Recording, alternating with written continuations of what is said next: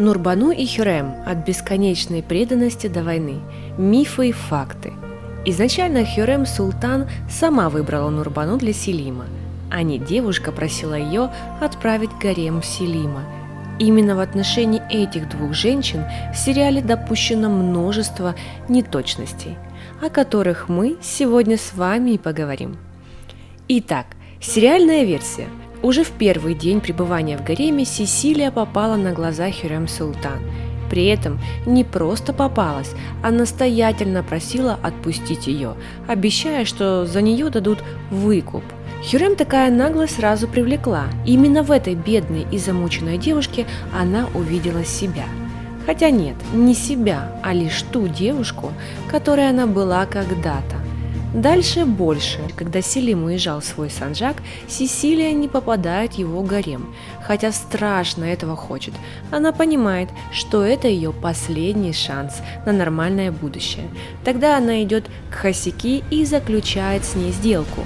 Сесилия держит Селима под контролем, докладывает о каждом его шаге Хюррем и выполняет все приказы госпожи. Естественно, что она соглашается. Тогда Хюррем посвящает ее в мусульманки и дает девушке новое имя – Нурбану. Новоиспеченная мусульманка быстро привлекает внимание любвеобильного Селима, но ей пришлось приложить немало усилий, чтобы удержать его. Первое время она безукоризненно выполняет все условия сделки. Но душа Нурбану требует большего, поэтому она начинает настраивать Селима против Баязита, так как понимает, что лишь один из двух оставшихся братьев станет султаном. Дальше больше. Разгорается практически открытая война между Хюррем и Нурбану, в результате которой Хасики решает убить наложницу Селима и выбирает для этой грязной работы Фахрие, но сама Хюррем умирает раньше времени, а Нурбану в схватке убивает ее посланницу. Поэтому по сериальной версии получается, что Нурбану пошла против Хюррем и даже в каком-то роде одержала над женой Сулеймана верх. Реальная история. А вот история говорит о совсем другом. Когда Сесилия попала в гарем, ей было 12 лет, и она действительно подходила к Хюррем с просьбой отпустить ее. Это единственное совпадение. Хасики отказала девушке, но взяла ее под свое крыло. Она знала, что рано или поздно юная рабыня станет фавориткой одного из ее сыновей, но в этот момент не понимала, кого именно. Именно с легкой руки Хюррем Сесилия училась не только с другими рабынями, но еще и персонально.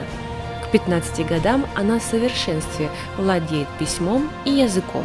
Была умна, красива, скромна и верна своей новоиспеченной матери.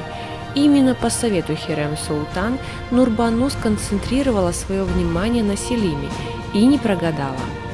Никаких убийств наложниц султана она не совершала, впрочем, как и не стравливала братьев, ведь и Назинин, и Хуриджи-хан Султан – это выдумки сценаристов, чтобы сделать сериал более интригующим.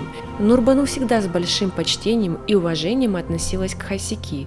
Девушка была умной и понимала, что если бы не Хюррем, она бы никогда не смогла получить то, что имела.